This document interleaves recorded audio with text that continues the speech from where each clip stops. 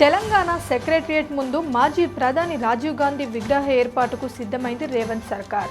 అమరవీరుల స్మారకం ఎదురుగా ఉన్న ఖాళీ ప్లేస్లో శంకుస్థాపన కూడా చేశారు సీఎం రేవంత్ మంత్రులు. అయితే రాజీవ్కు తెలంగాణకు సంబంధం ఏంటని, ఇక్కడ ఆయన విగ్రహం ఎందుకని ప్రశ్నిస్తున్నారు బీఆర్ఎస్ నేతలు.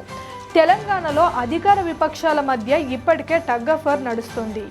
ఇప్పుడు రెండు పార్టీల మధ్య విగ్రహ వివాదం మొదలైంది.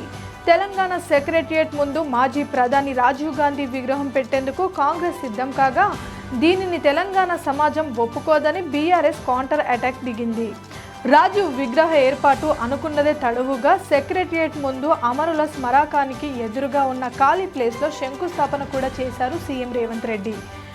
కాంగ్రెస్ ముఖ్య నాయకులంతా ఈ కార్యక్రమంలో పాల్గొన్నారు. అంబేద్కర్, ఇందిరాగాంధీ, పివి నరసింహారావు, జైపాల్ రెడ్డి లాంటి వారి విగ్రహాలు ట్యాంక్ బండ్ పరిసరాల్లో ఉన్న రాజీవ్ విగ్రహం లేని లోటు స్పష్టంగా కనిపిస్తుందన్నారు సీఎం రేవంత్.